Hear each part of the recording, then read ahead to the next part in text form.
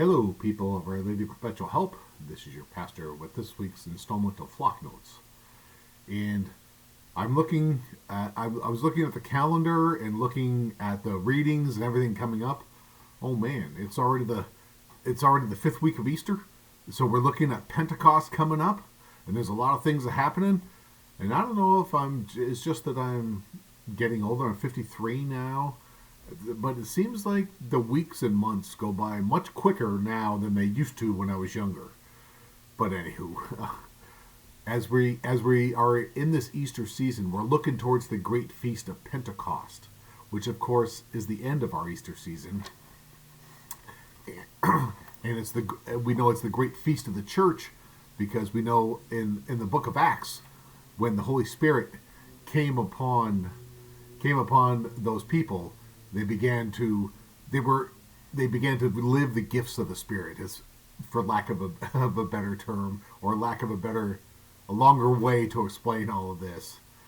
And so just like in our lives, we're living in this time when the Holy Spirit gives us the gifts to live the gifts. And that's kind of what I wanted to talk about a little bit as we look towards the readings coming up that you're going to hear on Sunday. I want to talk a little bit about how the second reading you're going to hear. It has a very, I think, strong opening couple of lines. So I want to share that with you right now. And our second reading will come from the letter of St. John. But our gospel this weekend also comes from the Gospel of St. John. This will come from the first letter of St. John. It says children. Now, when it says children, that means you and me. Even though we're not in the worldly sense of children, we are God's children regardless of what age we are. And so it says, children, let us love not in word or speech, but in deed and truth. And I think that's if we really analyze that, it's something that's a very deep, not only part of our spiritual lives, but a part of our lives as human beings. And so our words and our deeds and our actions should be an extension of what we communicate through words. We can say, I love you. But love is more of an action than it is a word, than it is saying, I love you. And how do we display our love? We display it in many ways, depending upon the situation. There's a love between husband and wife. There's the love between friends.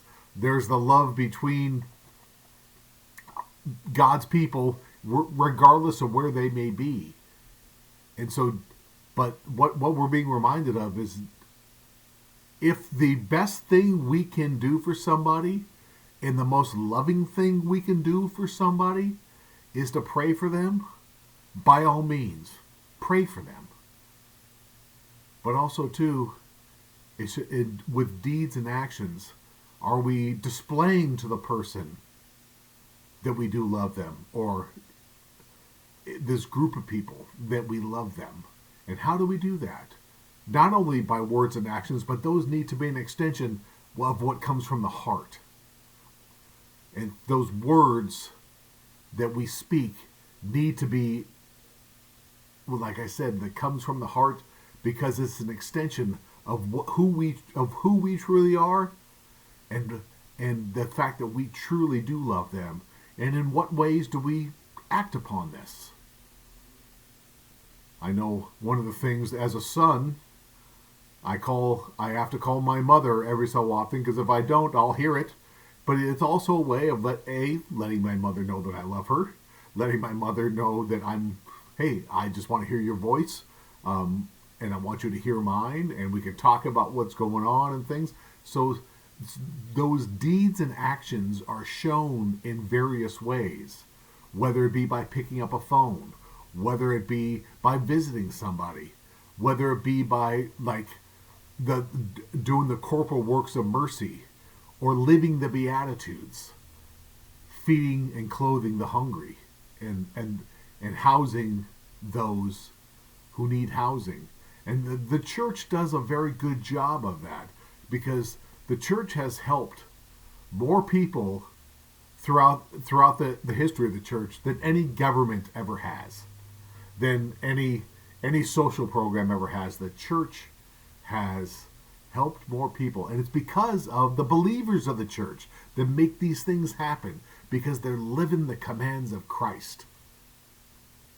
And we have wonderful people who choose to live the commands of Christ in their own lives. So with that, I want to say, keep your eyes and ears open to the bulletin and to the announcements, because there's a lot of things that are happening here at OLPH. And also, too, just keep in your prayers, this coming weekend will be our confirmation students. We'll all be on retreat this weekend. So keep them in your prayers, and especially keep the chaperones in your prayers, too, because I remember being a chaperone for various youth retreats or confirmation retreats, and sometimes it can get a little tiring because, man, oh man, you get a group of youths together, and they can stay up all night.